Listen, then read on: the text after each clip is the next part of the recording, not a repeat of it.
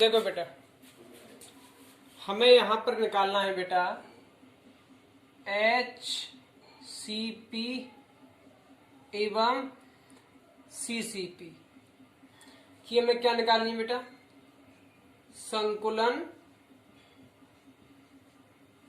दक्षता निकालनी है। ठीक है बेटा, तो देखो कैसे करेंगे बेटा, देखो उसको, ये बेटा एक घन है, ठीक है, और इस घन में बेटा आपको एक चीज याद रखनी है, इस वाले घन में यानी कि HCCP और CCP में बेटा एक चीज याद रखें कि जो अवयवी कण है वो बेटा कॉर्नर पर होंगे और का बेटा कहाँ होंगे, फेस पर। कहाँ होंगे बेटा, फेस मतलब फलक पर होंगे और कोने पर। ठीक है, तो देखो कोने पर अवयवी कण, अवयवी कणों की संख्या, तो देखिए बेटा इसमें कुल कितने कोने बेटा, देखो 1 2 3 4 5 6 7 और 8। ठीक है बेटा, तो देखो 8 कोने हैं बेटा। और आप जानते हो कि अगर किसी घनीय संरचना में कोने पर अवयवी कण व्यवस्थित हैं तो बेटा उसका केवल 1/8वां हिस्सा ही घन के अंदर आता है। ठीक है बेटा, वापस सुने, अगर किसी सरल घनीय निकाय में कोने पर अवयवी कण व्यवस्थित हैं तो उस गोले का केवल 1/8वां हिस्सा ही उस गोले के अंदर आता है। कुल कोने कितने बेटा, 8। कितना हिस्सा अंदर आता है, 1/8, तो 8 से 8 गया, कितना बचा बेटा, 1। यानी कि एक कण ही घन के अंदर आएगा। एक बात तो ये हो गई। दूसरी बात बेटा, इसमें जो 6 फलक होते हैं, फलक कितने फलक है बेटा, 6 फलक होते हैं, तो फलकों पर जो अवयवी कण व्यवस्थित होते हैं तो कुल फलक कितने, 6। और अगर फलक पर कोई अवयवी कण व्यवस्थित है तो उस गोले का 1/2 यानी कि आधा हिस्सा ही गोले के अंदर आता है, सॉरी घन के अंदर आता है, आधा हिस्सा।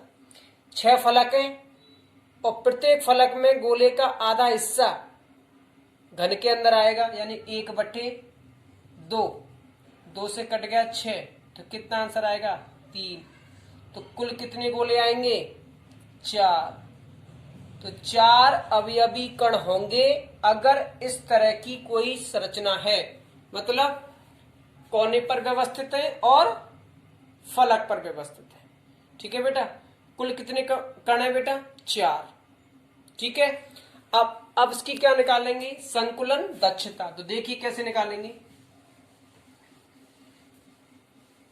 देखो वापस मैं चित्र बना रहा हूं, डायग्राम देखो थोड़ा बड़ा बना रहा हूं जिससे आपको दिखाई दे क्लियर इसमें।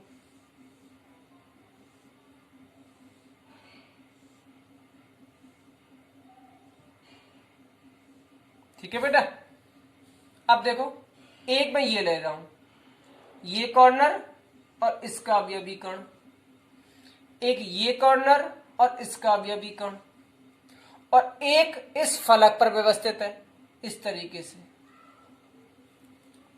हो गया। अब इन सबको आप मिला सकते हो इस तरीके से।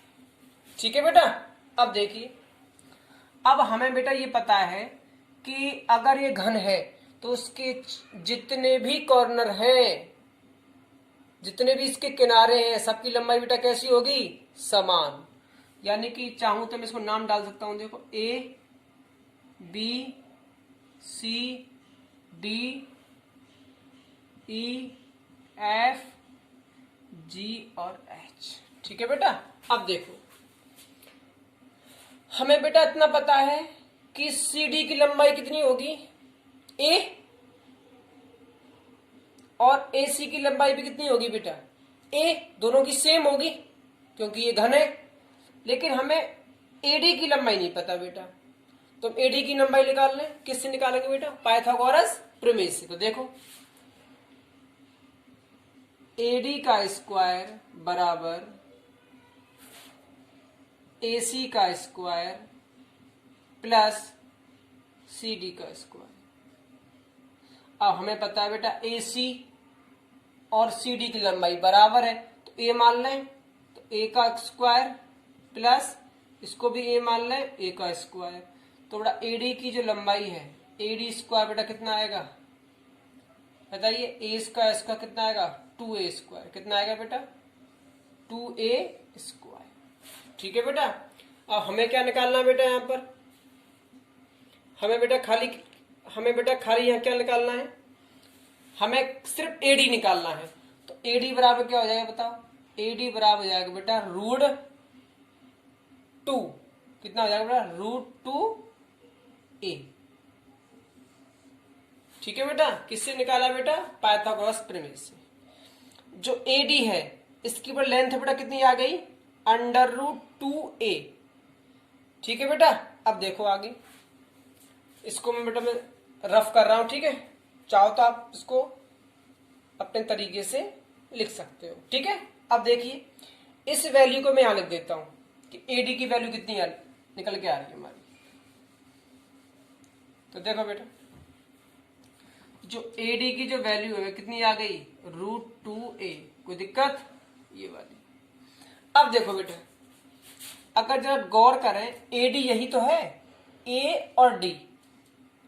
अब बताइए, देखो एक गोला ये रहा, एक गोला ये रहा, एक गोला है, इसका सेंटर पॉइंट ये रहा इस गोले का।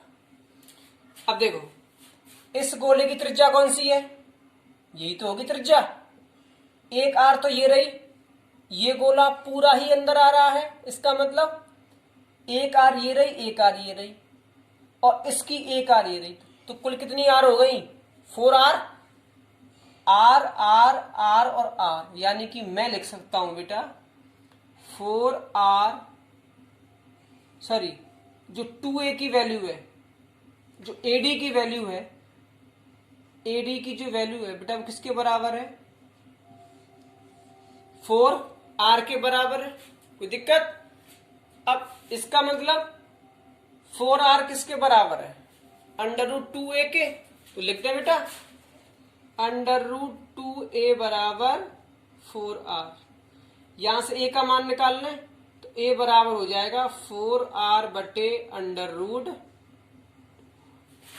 अब ये रूट हमको नीचे से हटाना है बेटा, तो मैथ लगा दीजिए, ऊपर नीचे मल्टीप्लाई कर दें √2 का मल्टीप्लाई। ठीक है, तो देखिए ऊपर भी √2 का मल्टीप्लाई, नीचे भी √2 का मल्टीप्लाई। तो क्या बनेगा, नीचे रूट कट जाएगा, तो ऊपर क्या बचेगा, 4R √2 बटे 2। अब इस 2 से काट दो इसको 4 को, तो हमारा सीधा आंसर क्या आएगा, A बराबर आ जाएगा बेटा हमारा आंसर √2R। ये संबंध निकल के आ गया बेटा A और R में संबंध जो हमें निकालना था। ठीक है बेटा, ये निकल के आ गया A और R में संबंध। कोई दिक्कत। अब हम लगाते हैं संकुलन दक्षता का फॉर्मूला। मैं इसको रफ कर देता हूं, और संकुलन दक्षता का हमें क्या निकालना है, फॉर्मूला जो हम पहले से जानते हैं बेटा, कि संकुलन दक्षता बराबर होता है अवयवी कणों का आयतन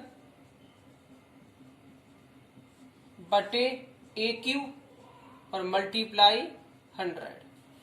अवयवी कण बेटा टोटल कितने हैं, 4 थे ना, जो हमने स्टार्टिंग में निकाला था। ठीक है, तो रख दीजिए बेटा। देखो यहां सूत्र तो आपको पता ही है वैसे पहले से, मैं केवल मान रख रहा हूं बेटा। तो ठीक है, तो देखो 4 तो गोले हो गए, और प्रत्येक गोले का आयतन कितना है, 4/3 πr³ बटे AQ हमारा अभी ए की वैल्यू कितनी आई थी बेटा? हमारी अभी ए की वैल्यू आई थी कितनी? 2√2r। इसका हमें क्या रखना है? क्यूब। तो रख दो 2√2r। इसका में क्या कर दें? क्यूब। क्या कर दे बेटा? क्यूब कर दें। ठीक है बेटा। और मल्टीप्लाई 100। ठीक है बेटा। अब आप इसे सॉल्व कर लीजिए। आपका आंसर बेटा कितना आ जाएगा? 74%। आर से आर क्यू से आर क्यूब कट ही जाएगा। ठीक है बेटा। तो आप इसे सॉल्व कर ले। कितना आंसर आ गया बेटा? 74% आपका आंसर आ जाएगा। ठीक है बेटा। तो ये आपका संकुलन दक्षता निकालने का।